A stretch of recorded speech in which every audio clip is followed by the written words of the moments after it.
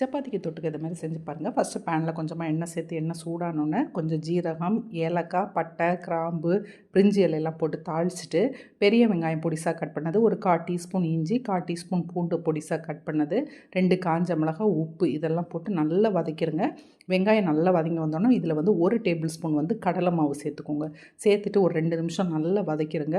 இனி இதில் வந்து மஞ்சள் பொடி, மல்லிப்பொடி, மிளகாத்தூளையும் போட்டு ஒரு நிமிஷம் வதக்கிட்டு நல்ல பழுத்த தக்காளியை ஒரு தக்காளியை வந்து நல்லா பேஸ்ட்டாக அரைச்சி அதையும் எண்ணெய் பிரிகிற மாதிரி வதக்கிட்டு இதில் வந்து உருளைக்கிழங்கு மீடியம் சைஸ் உருளைக்கிழங்கு ஒரு 4 உருளைக்கிழங்கு எடுத்து இது மாதிரி எல்லாத்தையுமே ஒரே சைஸாக கட் பண்ணி அதையும் ஒரு 2-3 நிமிஷம் வதக்கிடலாம். இப்போ 2 டேபிள் ஸ்பூன் புளிப்பில்லாத தயிர் அதையும் ஊற்றி நல்லா கிண்டிட்டு தேவையான அளவு தண்ணி ஊற்றிக்கோங்க.